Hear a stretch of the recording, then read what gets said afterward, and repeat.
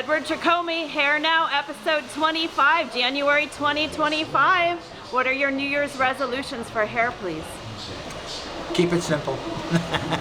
And I know you're all about the classics and trends that only when they work for a certain person. Do you think there's any overriding trends for this year? I mean,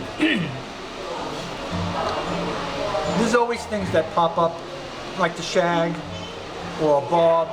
Especially in the winter, bobs are great, you know, because people wear turtlenecks like I'm wearing right now. If you have a nice bob haircut, it works great with it. It's the remnants of the 60s, early 60s, you know, which are always good looks to have. As the spring, summer comes along, more layered, more loose hair or shorter hair also works very well. Now, it seems to me you are number one, you are the legend stylist in the world for hair. Is there anything in your career that you haven't done yet that you would like to do? No. I've had a lot of, I call it Forrest Gump moments in life. And I've had a lot of them. So, do you want to share any with us? There's so many, oh my God. I don't know. I have to think about that. All right, well, I'll ask you again another day.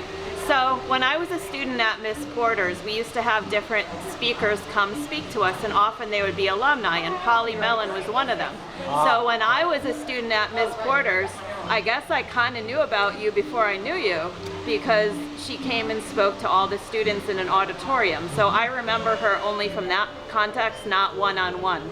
You worked with her, you did a lot with her. What should the world know about Polly Mellon? Well, first of all, you have to know who Polly Mellon is.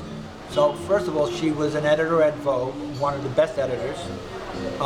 She was there for, you know, through the 50s, 60s, and 70s, you know, and in the mid 80s she left. But Polly did a lot of iconic shoots, and she started my career. She came in for a haircut. Janice Dickinson sent her in for a haircut. I gave Polly her signature bob haircut that she wore, and she started to book me for Vogue, and the very first shoot she booked me on was with Irving Penn. I mean, what a way to start your career, with Irving Penn, Polly Mellon, and American Vogue. Well, she knew you were going to be the best. I don't know, but she saw something in me, and thank God for her, because I got to tell you, I love Polly. Polly and I have wonderful, great stories with Polly. Once, you know, Polly was part Indian.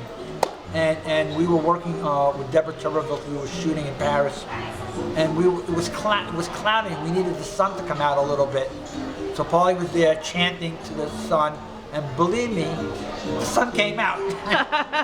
So pretty cool.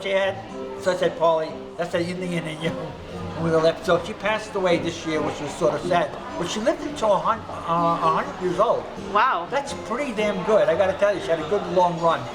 So she must have done something right in life. How do you think she should be remembered? As one of the most creative stylists ever. The first time we interviewed you was in writing for our Movers and Shakers column in 2010, and we believe you said you love philosophy. No. What philosophies do you embrace, and what is your philosophy? And has that changed over the years? No, I mean, it's always evolving. Spirituality and philosophy is all tied together. You know, I try to do the best I can in life and treat people with respect. That's one of the really key things that you have to know. Never judge a book by its cover. Never judge people by the way they look. You know, and that's something for me, because I had to learn that lesson in life a lot of times to understand it really well, because when you work in fashion and you're always at that edge. You know, when you come off that edge, you know, you realize there's other things in life, there are other people in life, and it's not only about fashion, which I finally learned that lesson and embrace all philosophy, all people, all things. I feel like fashion is so important and style is so important, but it doesn't exist without substance behind it. What do you think about that? I agree with you. Thanks. Yeah, 100%. Yeah, it's got to have substance behind it. Listen, style is, some people have innate fashion sense. They're just born with it.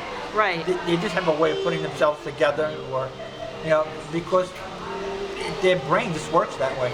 It's really wild. What can you tell us about Warren Trachomey around the world today? Or what should we know? It's still a global company. We have salons in Japan, and we have salons in India. We have salons here in the United States. So it's still a global brand.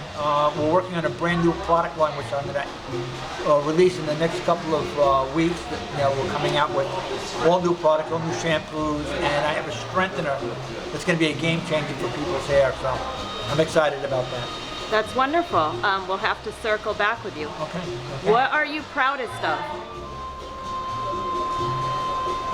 My son. Luke, right? Luke. That's what I'm most proud of. Cool. I gotta go. All right, thank you. See you in May. See you in May. Bye-bye. Bye.